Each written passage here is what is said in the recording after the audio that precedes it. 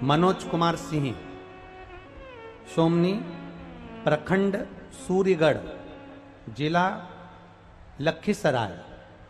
गुरुदेव, मेरी शादी 1989 में हुई थी।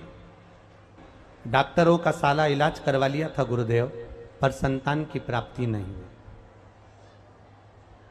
आखिरी में यह मान लिया कि भगवान को ही पुत्र मानो, अब कोई संतान नहीं, संतान का सुख नहीं। इस बीच में 2019 को आपकी कथा कोरोना काल में मेरी पत्नी ने टीवी पर सुन ली और मेरी पत्नी ने मुझसे कहा कि ये सियोर वाला महाराज कथा कहता है और कहता है कि टीवी के सामने भी बैठकर अगर मांगोगे तो पूरा होता है। आप और मैं टीवी के सामने आसन लगाकर कथा सुन लें। हम दोनों पति पत्नी ने कथा सुनी।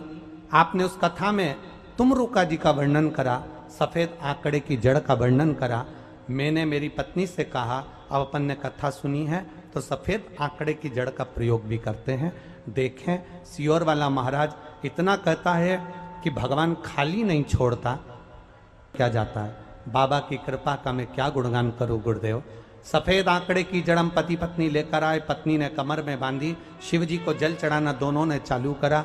दोनों साथ में शंकर मंदिर जाते, जल चढ़ाते और वो जल लेकर आते, पीते और बाबा की कृपा से संतान की प्राप्ति हुई। मेरे घर में पुत्र की प्राप्ति हुई है जिसका नाम मैंने शिव रखा है। शिव कृपा कि चमत्कार सा हो गया लोगों, हो गई बात निराली। रात ही रात में नंद बाबा की दाढ़ी हो गई काली। 52 वर्ष की उम्र है और बाबा ने मुझे, मैं क्या गुणगान करूं, मुझे पुत्र रत्न की प्राप्ति हुई। ये शिव कृपा।